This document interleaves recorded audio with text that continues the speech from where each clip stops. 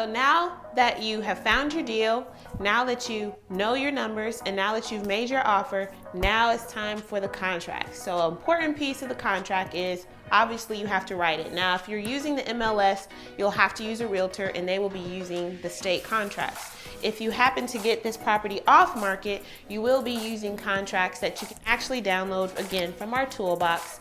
But an important piece of the contract, whether you use ours, whether you have a realtor, or whether you even decide to use your own, is your inspection period.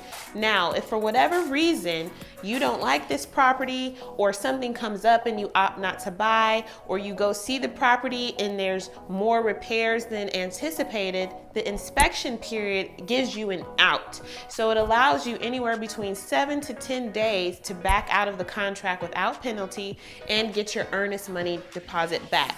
Typically, industry standard is 1% anytime you make an offer on a property.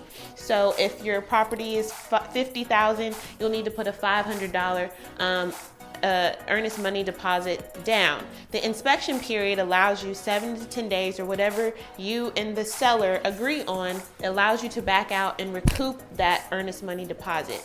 If for whatever reason you go beyond that period, then you lose your money. So it's important to really utilize that time well to make sure you do your due diligence, make sure you get those 2 to 3 bids that we talked about as far as the repair estimates, and just do all of your due diligence, verifying all of the information on the property during this inspection period.